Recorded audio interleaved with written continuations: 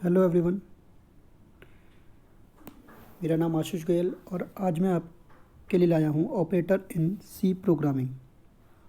तो आइए पढ़ते हैं कि ऑपरेटर्स क्या होते हैं। What is operator? तो ऑपरेटर एक सिंबल होता है जिसका यूज़ हम लॉजिकल और मैथमेटिकल या अर्थमेटिकल कैलकुलेशंस के लिए करते हैं। ये ऑपरेंड्स के साथ में यूज़ किया जाता है और ऑपरेंड्स और ऑपरेटर मिलकर एक एक्सप्रेशन क्रिएट करते हैं। ऑपरेंड्स वो वेरिएबल्स होते हैं जिनके ऊपर हम कोई भी ऑपरेशन लगाते हैं।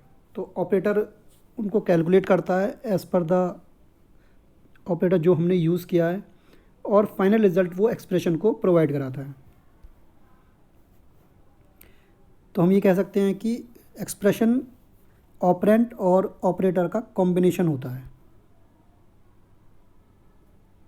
तो यहाँ पर हम समझते हैं कि एक्सप्रेशन, ऑपरेटर और ऑपरेंट तीन चीज़ें हमारे पास हैं, दिख रहे हैं जैसे आपको। तो हम स्टार्ट करते हैं। ये एक हमने एक्सप्रेशन लिया d equal to A plus B multiply by C. तो यहाँ पर जो d, a, b और c हैं ये हमारे क्या हैं, सभी ऑपरेंड्स हैं। इनको हम वेरिएबल्स भी कह सकते हैं जो वैल्यू रखेंगे। और प्लस, मल्टीप्लाई और इक्वल टू ये हमारे सब ऑपरेटर्स हैं जो ऑपरेशंस करेंगे। प्लस का ऑपरेशन प्लस करेगा, मल्टीप्लाई का ऑपरेशन मल्टीप्लाई करेगा और जो रिज़ल्ट आएगा उसको वो डी में प्रोवाइड करा देगा। ये कंप्लीट मिलकर हमारा क्या बन गया, एक्सप्रेशन बन गया। तो इस तरीके से हम इन पे काम करेंगे। इसके बाद में टाइप्स ऑफ ऑपरेटर, हमारे सी में हमें वेरियस टाइप के ऑपरेटर्स प्रोवाइड कराए जाते हैं। सबसे पहला है हमारा अर्थमेटिक ऑपरेटर, दूसरा logical, relational operators, assignment operators, conditional operators, increment and decrement operators, bitwise operators, shift operators और लास्ट में साइज ऑफ ऑपरेटर्स। तो एक एक करके पढ़ते हैं। सबसे पहले अर्थमेटिक ऑपरेटर क्या होता है हमारा। अर्थमेटिक ऑपरेटर हमारी जो मैथमेटिकल कैलकुलेशंस होती हैं, जो मैथमेटिकल ऑपरेशन होते हैं उनको यूज़ करने के लिए हमें जो ऑपरेटर्स का यूज़ करना पड़ता है उनको कहते हैं हम अर्थमेटिक ऑपरेटर। ये प्लस, माइनस, मल्टीप्लाई, डिवीज़न और इससे रिलेटेड जो भी ऑपरेशंस होते हैं अर्थमेटिक ऑपरेशंस, वो हमारे सभी अर्थमेटिक ऑपरेशन कहलाते हैं, ऑपरेटर कहलाते हैं। ये यहाँ पर लिस्ट है इसकी।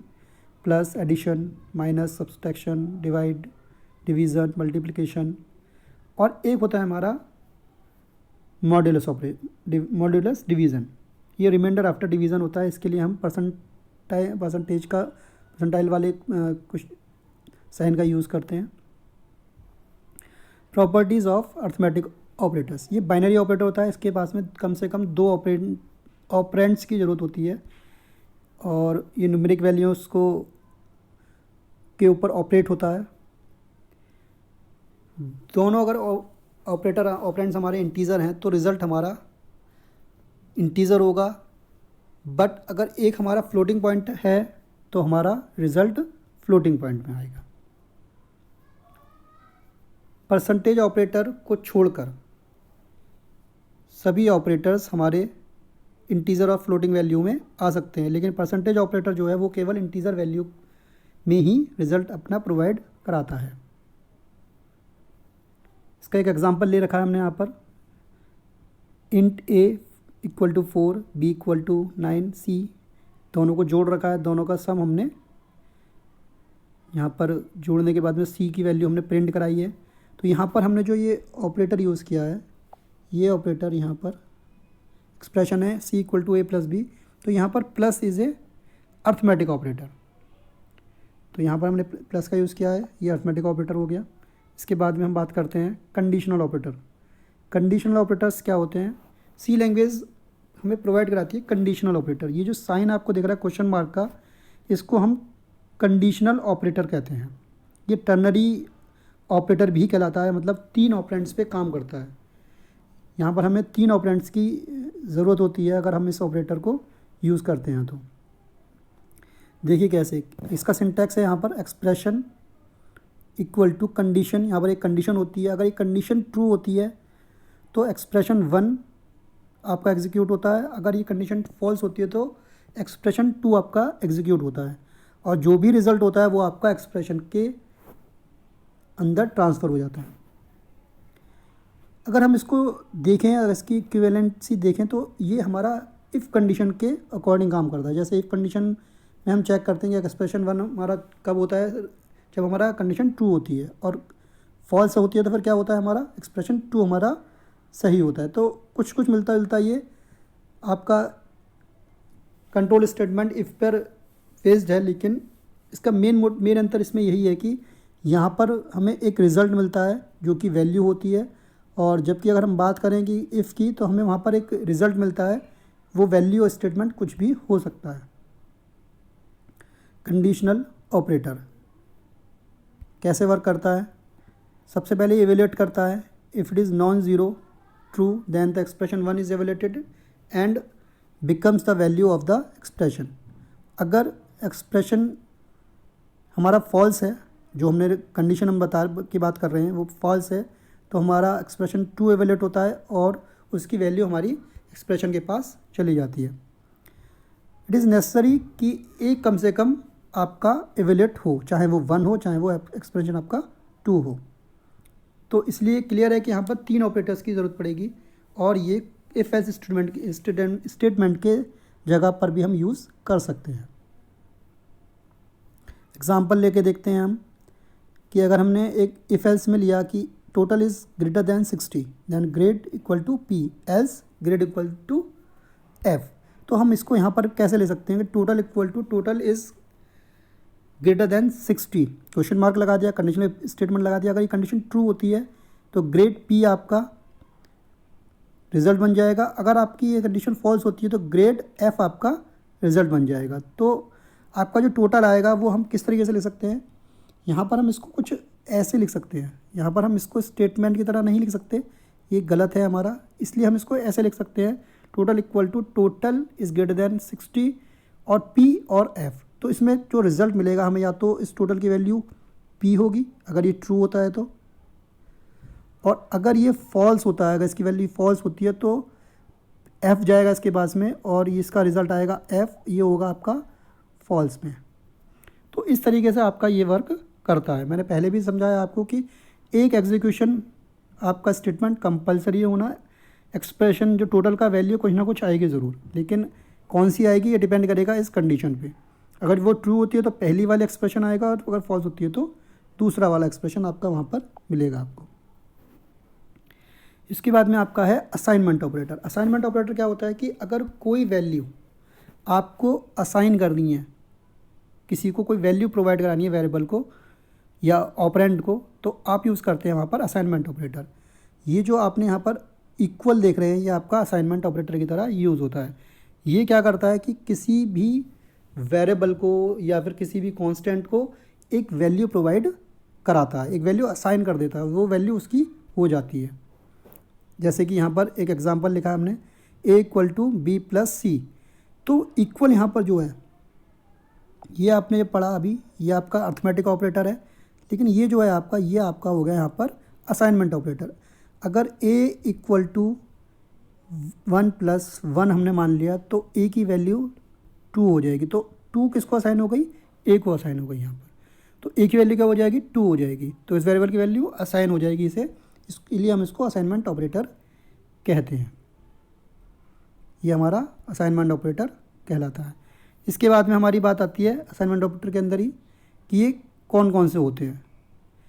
अगर equal to, A equal to B, same as, plus equal to, unary operator की तरह यूज़ कर सकते हैं, A plus equal to B, इसका मतलब है A equal to A plus B. दूसरा माइनस इक्वल टू मतलब A equal to A minus B. Multiply equal to का यूज़ कर सकते हैं, तो A equal to A multiply by B.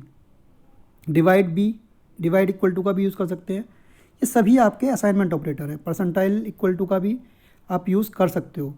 तो ये आपका असाइनमेंट ऑपरेटर्स, ये सभी आपके असाइनमेंट ऑपरेटर्स ही कहलाते हैं, और इनको हम यूनरी ऑपरेटर भी कहते हैं। ये असाइनमेंट ऑपरेटर के कुछ एग्जांपल्स दे रखे हैं यहाँ पे हमने। एक एग्जांपल क्रिएट किया, यहाँ पे हमने ए की वैल्यू 5 असाइन की है और उसको सी में हम बार बार डाल रहे हैं। तो हमने ए सी प्लस इक्वल टू ए लगाया हमने यहाँ पर, तो इसकी वैल्यू 10 हो जाएगी क्योंकि ए इक्वल टू ए प्लस ए हो जाएगा। ये यहाँ पर जो ये हमने यूज़ किया है, यहाँ पर एक ही ऑपरेंड यूज़ किया है, तो ये हो जाएगा सी इक्वल टू ए प्लस ए। तो यहाँ पर ये हो जाएगा 5 प्लस 5, इसलिए हम इसको वैल्यू को यहाँ पर 10 करें। इसी तरीके से वैल्यू आपकी यहाँ पर यूज़ की जाएंगी। यहाँ पर A plus A minus A multiply by A divide A, इस तरीके से आपकी वैल्यूज़ यहाँ पर यूज़ हो रही हैं और रिज़ल्ट आपके सामने ये प्रिंट हो रहा है। रिलेशनल ऑपरेटर का नाम से ये हमें पता लग रहा है कि ऐसे ऑपरेटर जो एक दूसरे के बीच में रिलेशंस बताएं, तो रिलेशनल ऑपरेटर आपके वो कहलाते हैं। तो दो ऑपरेंट के बीच में कोई रिलेशन क्रिएट करें, कोई वेरिएबल्स के बीच में कोई रिलेशन बताएं, वो आपके रिलेशनल ऑपरेटर कहलाते हैं। देखिए, a relation operator checks the relationship between two operands या two variables. If the relation is true it returns 1 and if the relation is false it returns value 0। अगर वो ट्रू होगा तो ऑब्वियस सी बात है, वो ट्रू होगा तो 1 आएगा और फॉल्स होगा तो 0 वैल्यू रिटर्न वहाँ से आपकी हो जाएगी। Relation operator are use to decision making and loops. Generally हम रिलेशन ऑपरेटर्स का यूज़ डिसीजन मेकिंग में करते हैं। जैसे कि हमने देखा कि a is greater then b, तो यहाँ पर ये क्या हो गया, आपका रिलेशनल ऑपरेटर हो गया। तो ये कुछ रिजल्ट नहीं देगा, ये क्या बताएगा कि a is greater then b. अगर ये कंडीशन ट्रू है तो क्या हो गया, कंडीशन का मतलब क्या हो गया, डिसीजन से हो गया यहाँ पर। तो डिसीजन देगा ये कि हाँ ये ट्रू है तो इसकी वैल्यू 1, अगर ये फॉल्स है तो इसकी वैल्यू 0। अगर 0 आएगी तो वो काम नहीं होगा, 1 आएगा तो वो काम आपका हो जाएगा। इसके बाद में ये आपके रिलेशनल ऑपरेटर्स की कुछ लिस्ट है। इक्वल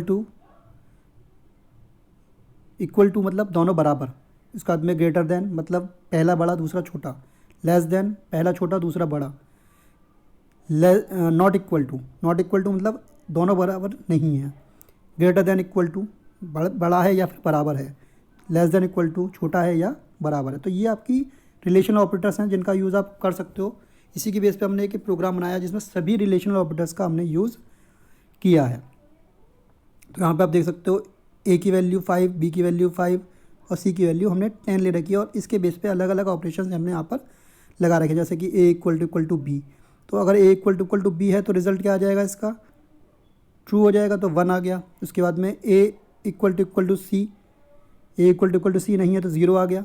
इसी तरीके से हमने यहाँ पर डिफरेंट टाइप के ऑपरेशंस लगा रखे हैं और इनका यूज़ कर रखा है। ये आप प्रोग्राम अपने कंप्यूटर पे चलाकर भी देख सकते हैं। मैंने आपको बता दिया है कि टर्बो सी आप कैसे इंस्टॉल करोगे, कैसे उसमें प्रोग्राम लिखोगे। यह प्रोग्राम आप कोडिंग यहाँ से देखकर अपने लॉजिकल ऑपरेटर्स क्या होते हैं।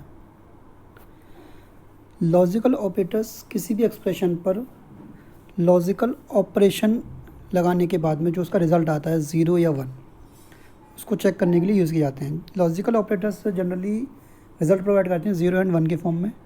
या तो रिज़ल्ट ट्रू होगा या हमारा रिज़ल्ट फॉल्स होगा। ये एक एक्सप्रेशन कंटेन करते हैं और उस एक्सप्रेशन का रिज़ल्ट देते हैं ट्रू एंड फॉल्स में। ये भी जनरली हम डिसीजन मेकिंग के लिए ही यूज़ करते हैं सी प्रोग्रामिंग में।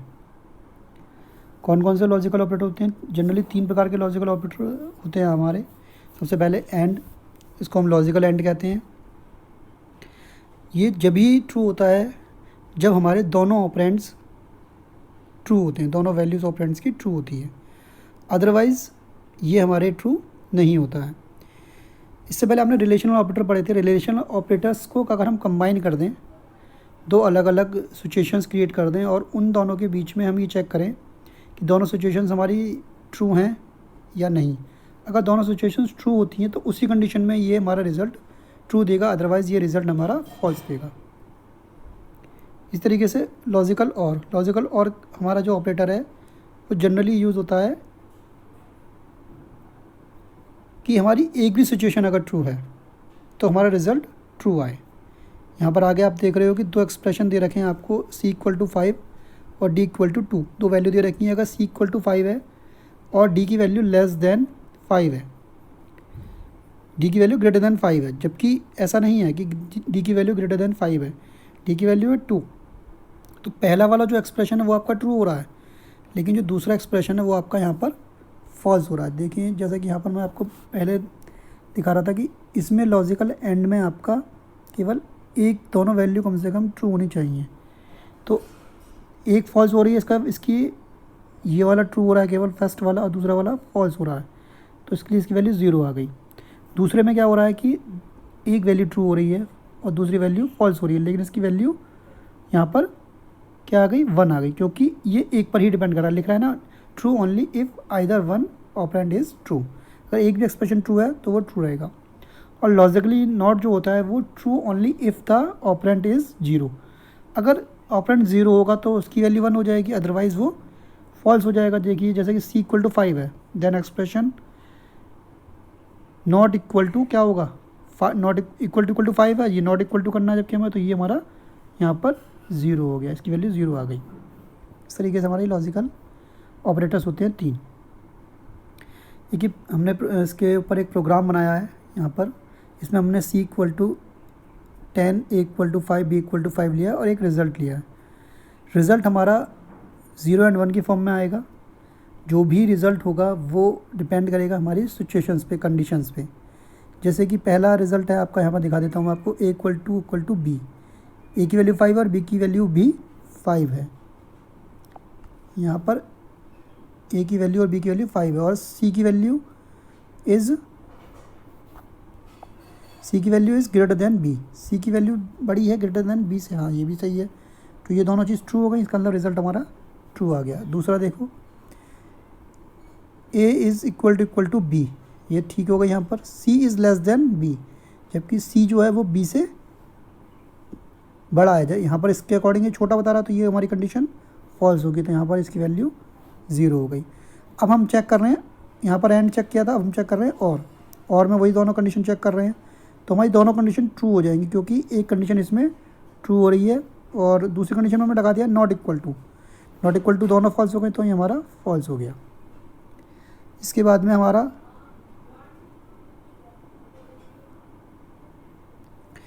Result equal to not equal to a is not equal to B, और उसके आगे भी नॉट लगा रखा है, तो दो नॉट हो गए एक तरह से इसमें।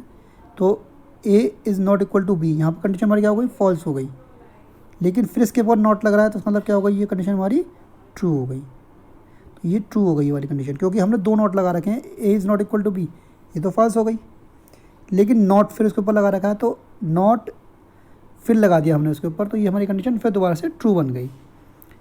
इसी तरीके से a is equal to b, लेकिन ऊपर नॉट लगा रखा, तो ये हमारी कंडीशन यहाँ पर फॉल्स हुई। इस तरीके से आपका ये प्रोग्राम बन गया, आप इसको देख सकते हैं। इसके बाद में आप आगे बढ़ेंगे तो आपको मिलेंगे लॉजिकल ऑपरेटर्स के कुछ रिजल्टेंट। जैसे मैंने भी आपको समझाया था वही चीज़ यहाँ पर दिखाई जा रही है कि a is equal to B और and c is greater than 5, तो 1 आ गया, और बोथ ट्रू हैं क्योंकि, इसलिए इसकी रिज़ल्ट 1 आ गया। a is equal to b and c is less then b, ये हमारा फॉल्स हो गया। a is equal to B, और इसमें एक कंडीशन ट्रू होनी चाहिए, तो ये ट्रू हो गया। a is not equal to b, ये फॉल्स हो गई, और ये हमारी दूसरी वाली क्या हो गई, c is less then b, ये भी फॉल्स हो गई, तो ये हमारा फॉल्स हो गया। a is not equal to b, तो ये तो फॉल्स हो गई, लेकिन नॉट फिर लगाया हुआ है, तो इसका मतलब ये फिर ट्रू हो गई, इसलिए रिजल्ट इसका ट्रू आ गया। इसी तरीके से a is not equal to b हमारी फॉल्स है, और ऊपर नॉट लगा रखा है, इसलिए ट्रू हो गई। अब लास्ट वाली क्या है, a इक्वल टू बी, ये तो ट्रू है, लेकिन नॉट लगा रखा है, तो यहाँ पर ये हमारी फॉल्स हो गई। तो ये जो रिजल्टेंट पीछे वाला था उसको दिखाया गया था यहाँ पे। इंक्रीमेंट और डिक्रीमेंट ऑपरेटर, इंक्रीमेंट और डिक्रीमेंट ऑपरेटर क्या होते हैं, ये ऑपरेटर हमारे किसी वैल्यू को इंक्रीज़ और डिक्रीज़ करने में यूज़ होते हैं। इसमें हम 2 बार प्लस प्लस का या 2 बार माइनस माइनस के साइन का यूज़ करते हैं। अगर हमें जोड़ना है तो 2 बार प्लस प्लस का, अगर हमें घटाना डिक्रीज़ करना है तो 2 बार माइनस माइनस का। ये ऑपरेंट हमारी एक वैल्यू में कांस्टेंट हो या चाहे वेरिएबल हो, उसको एक इंक्रीज़ कर देते हैं। समझना कि कांस्टेंट हो तो भी और वेरिएबल हो तो भी उसको एक इंक्रीज़ कर देते हैं इंक्रीमेंट और डिक्रीमेंट। अगर डिक्रीमेंट करोगे तो एक डिक्रीज़ कर देंगे, अदरवाइज़ एक इंक्रीज़ कर देंगे, और ये एक ही ऑपरेंड पे काम करते हैं। तो यूनरी ऑपरेटर भी हो गया एक तरह से, ये यूनरी ऑपरेटर की तरह काम करता है। ठीक है, ये क्या करेगा, इंक्रीज़ कर देगा वैल्यू 1, वेयर एज डिक्रीज़ करेगा तो डिक्रीज़ कर देगा वैल्यू 1। यूनरी ऑपरेटर कहलाता है, ओनली वन ऑपरेंड इसमें यूज़ होगा। टाइप्स ऑफ इंक्रीमेंट और डिक्रीमेंट ऑपरेटर दो टाइप के होते हैं, एक आपका प्री इंक्रीमेंट या डिक्रीमेंट और दूसरा आपका पोस्ट इंक्रीमेंट या फिर डिक्रीमेंट। सपोज़ अगर आपके पास में प्लस प्लस के ऑपरेटर हैं और प्रीफिक्स लगा दिया, हमने प्री इंक्रीमेंट कर दिया, तो प्लस प्लस वेरिएबल का नाम VAR है तो उससे पहले लगाएंगे, और अगर हमने इंक्रीज़ करना है बाद में तो हम वेरिएबल के नाम के बाद में लगाएंगे, और ये क्या करेगा, एक वैल्यू इंक्रीज़ कर रिटर्न कर देगा। अगर हम बाद में लगाएंगे तो ये ओरिजिनल वैल्यू रिटर्न करेगा और इंक्रीज़ करेगा एक वैल्यू अगले राउंड के लिए, अगली बार के लिए। कैसे ये काम करता है यहाँ इस एग्जांपल से समझ में आएगा आपको। फॉर एग्जांपल एक वैर नाम का वेरिएबल लिया हमने, इंटीजर टाइप का, इसकी वैल्यू 5 रख दी हमने यहाँ पर स्टार्टिंग में। अगर हम इसको प्रिंट कराते हैं और हमने प्लस प्लस पहले बाद में लगा रखा है तो इसकी वैल्यू 5 डिस्प्ले होगी, और उसके बाद में फिर हमने क्या काम करा, फिर दोबारा से इसको प्रिंट कराया हमने और प्लस प्लस इसके पहले लगा दिया। तो यहाँ पर जैसे मैंने आपको बताया अभी कि 5 है इसकी वैल्यू स्टार्टिंग में, यहाँ पर ये बाद में लगा हुआ पोस्ट लगा हुआ है, इसका मतलब 5 + 1, लेकिन ये जो 1 है ये नेक्स्ट राउंड के लिए है, तो यहाँ पर आपका 5 आएगा। लेकिन अगले राउंड के लिए कितनी हो गई, इसकी वैल्यू 6 हो गई। अब अगले राउंड के लिए 6 हो गई और हम क्या लगा रहे हैं, प्लस प्लस पहले लगा रहे हैं, तो यहाँ पर हम जो प्लस कर रहे हैं वो 1 + 6 कर रहे हैं, तो इसकी वैल्यू कितनी हो गई, 7 हो गई। तो अगले राउंड में कितनी प्रिंट होगी, 7 प्रिंट होगी, तो 5 और 7 इसका आउटपुट आएगा। इसके बाद में ऐसे डिक्रीमेंट ऑपरेटर आपका काम करेगा। डिक्रीमेंट ऑपरेटर में कैसा काम करेगा, आपके आपने वैल्यू 5 ली है, यहाँ पर माइनस माइनस लगाया है आपने, तो इसकी वैल्यू क्या हो गई अब 5 - 1, लेकिन 4 हुई ये अगले राउंड के लिए, और इस राउंड के लिए कितनी हो गई 5। अब अगले राउंड में हमने क्या कहा, पहले लगाया है माइनस माइनस, तो मतलब -1 + 4 = 3, तो जो रिज़ल्ट आएगा वो क्या आएगा, 3 आएगा अगले राउंड के बाद। पहले लगाएंगे तो वैल्यू हद के हद घटेगी, और बाद में लगाएंगे तो वैल्यू अगले राउंड में जाकर इसकी घटेगी। ये इसकी काम करने का तरीका है ये, और ये एक इंक्रीज़ या एक डिक्रीज़ होती है। बिटवाइज ऑपरेटर, अब ये अगले हैं आपके bitwise operator. Arithmetic logical unit में जो हमारा काम होता है, एडिशन, सब्ट्रैक्शन, मल्टीप्लिकेशन, डिवीज़न, जो भी काम होता है वो बिट लेवल पर होता है, मतलब 0-1 के फॉर्म में होता है। तो सी प्रोग्रामिंग में भी हमें बिट लेवल पर काम करने का तरीका क्या है हमारा, हम उसके लिए बिट वाइज ऑपरेटर यूज़ करते हैं। तो इनको पढ़ते हैं हम एक तरीके एक एक करके कि बिट वाइज ऑपरेटर हमारे कौन कौन से होते हैं। तो बिट वाइज ऑपरेटर हमारे and bitwise, or bitwise, XOR bitwise, complement bitwise, left shift और राइट शिफ्ट, एक एक करके पढ़ते हैं इनको। Bitwise and operator, bitwise and operator में क्या होगा कि एक and is 1, output of bitwise AND is 1 if the corresponding bit of 2 operands is 1। तो दोनों बिट्स अगर उसकी ऑपरेंड की 1 है तो इसका रिज़ल्ट 1 आएगा, अदरवाइज इसका रिज़ल्ट 0 आएगा। कैसे, अगर हम सपोज़ करें कि इंटीज़र की वैल्यू, इंटीज़र 12 और 25 को अगर हम बाइनरी में कन्वर्ट कर लें, तो अगर हम 12 को कन्वर्ट करेंगे तो 0 0 1 1, इसके आगे हम पीछे कितनी भी 0 लगाएं इसका कोई इफेक्ट नहीं पड़ता। अगर हमने 12 को बिट में कन्वर्ट किया तो ये वैल्यू आएगी हमारी 0 0 1 1, इसके पीछे हमने कितनी 0 लगाई इसका कोई इफेक्ट नहीं पड़ता। ऐसे अगर 25 को कन्वर्ट करेंगे तो 1 0 0 2 1 0 0 1 1, इसके पीछे हमने फिर बिट लगा दी। अब अगर हम देखें यहाँ पर तो 0 1 0 0 0 0 0 1 0 0 1 1 1, तो जहाँ पर दोनों 1 होंगे, जहाँ पर हमारे दोनों 1 मिलेंगे वहाँ पर हमारा ये 1 आएगा, अदरवाइज़ हमारे क्या आएंगे 0 आए। तो इसकी वैल्यू क्या हो गई हमारे यहाँ पर 8 हो गई। इसको हम कहते हैं बिट वाइज एंड। उसके बाद में आपका अगला होता है बिट वाइज एंड का। देखो एग्जाम्पल दे रखा है इन्होंने, हम इसको प्रिंट करा सकते हैं। इसमें सिंपल M% का हम यूज़ करते हैं, परसेंट ऑपरेटर का एक यूज़ करते हैं, ए एंड बी इसको बोलते हैं हम, और रिजल्ट प्रिंट हम इसका करा सकते हैं। इसका रिजल्ट यही आएगा। बिटवाइज और में क्या होगा, इसमें हम यूज़ करते हैं वर्टिकल बार का, और output of bitwise or is 1 if at least 1 corresponding of the 2 operand is 1। अगर एक भी बिट 1 है दोनों में से जिनके ऊपर हम और ऑपरेशन लगा रहे हैं, तो हमारा रिजल्टेंट आएगा वो क्या आएगा, 1 आएगा। अदरवाइज़ हमारा क्या आएगा, 0। कैसे काम करता है ये देखिए। फिर वहीं पे 12 लिया और 25 लिया, दोनों के हमने बिट निकाल लिए, बिट क्लियर कर लिए। उसके अंदर 0 1 को 1 लिखेंगे, 0 0 को केवल 0 लिखेंगे, 1 0 को 1, 1 1 को 1 और 1 0 को फिर 1, ये हम लिख देंगे यहाँ पर। ये हमारा बिटवाइज और ऑपरेशन हो गया। इसका रिज़ल्ट क्या आएगा, 29 आएगा। इसके लिए प्रोग्राम बना रखा है हमने, इसका प्रोग्राम देख सकते हैं यहाँ पर 12 25। अगर हम यहाँ पर ये जो लगाया है हमने यहाँ पर ये वाला हिस्सा, इसमें हमने क्या यूज़ किया है, यहाँ पर हाइफन यूज़ किया है। अब है बिटवाइज एक्सऑर। अब क्या होगा बिटवाइज एक्सऑर में, अगर बिटवाइज ऑपरेटर रिज़ल्ट क्या कब इसका 1 आएगा, जब हमारे दोनों बिट्स जो दोनों ऑपरेटर्स के हैं वो अपोजिट हैं, तो हमारा क्या होगा, वो होगा एक्सऑर, और उसमें हमारे रिजल्टेंट क्या आएगा, 1 आएगा। इसको हम डिनोट करते हैं कैरेट से। ये साइन, इस साइन को हम कहते हैं कैरेट। तो इसको देखते हैं क्या है ये 12, और वही बिट निकाल लिया हमने, इसमें कैरेट लगाया।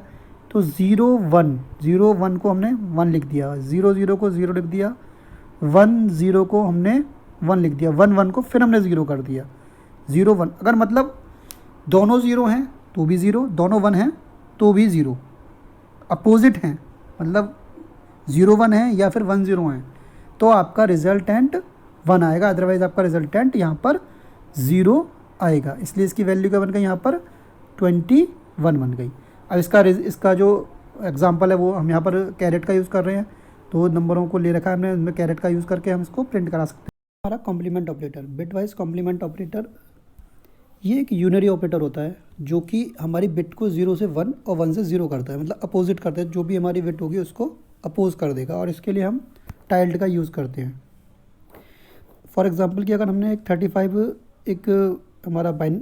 एक हमारा डेसिमल नंबर है जिसको हमने बाइनरी में कन्वर्ट किया हुआ है, तो इसकी बिट्स आपकी आई 1 1 0 0 0 1 0 0 0 0। हमने स्टार्टिंग में अगर हम 0 0 लगा देते हैं उसको कोई वैल्यू नहीं होती है, तो यहाँ पर हमने इसको कम्प्लीमेंट किया, और ये हो गया हमारा 0 0 1 1 1 0 1 1। ये हमारा जो हमने निकाला है वो 8 बिट के लिए निकाला है। तो 8 बिट के लिए इसकी जो वैल्यू आ गई वो आ गई 220 इन डेसिमल।